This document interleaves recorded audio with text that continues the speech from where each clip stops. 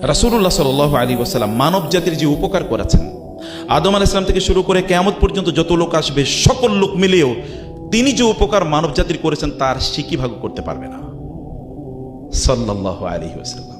আপনি এমন একটা দিক বলেন তো যেই দিকে তার উপকার নাই। ওয়া আহসানু মিনকা লাম তারা কাত্তু আইনি ওয়া আজমালু মিনকা লাম তালিদিন নিসাউ খুলিকতা মুবাররাআন মিন কুল্লি আইবিন কাআন্নাকা খুলিকতা কামা তাশাউ।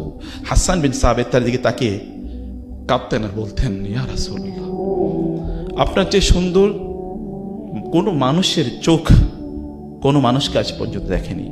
আপনার চেয়ে সুন্দর কোনো মা, কোনো নারী, কোনো সন্তানকে জন্ম দেয় নাই। আপনাকে এমনভাবে আল্লাহ সৃষ্টি করেছেন, মনে হচ্ছে যেন আপনি আল্লাহকে বলেছেন আপনি আমাকে এভাবে বানান এবং আপনার ডিজায়ার অনুসারে আপনাকে তৈরি করা হয়েছে। অসাধারণ। জাবের রাদিয়াল্লাহু তাআলা কখনো আকাশের দিকে তাকিয়ে চাঁদের দিকে তাকাতেন, কখনো রাসূলের দিকে তাকাতেন এবং কেঁদে উঠতেন ফুফিয়ে, ইয়া রাসূলুল্লাহ, ওই যে চাঁদের মধ্যে একটু হালকা কলঙ্ক দেখতে পাই, কিন্তু আপনার গোটা জীবনে এক ফোঁটা কলঙ্ক নেই।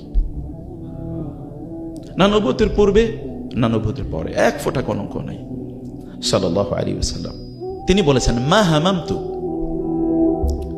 বিখাতিআতিন কাত্তু ফি হায়াতি, আমার জীবনে আমি কোনো ধরনের মিম্মা আলাইহি আহলুল জাহিলিয়াতে, জাহিলি যুগের লোকেরা যেই খারাপ কাজগুলো করত, এই কাজগুলো করার জন্য আমার জীবনে কোনোদিন আমি একবার চিন্তাও করি নাই সাল্লাল্লাহু আলাইহি ওয়াসাল্লাম।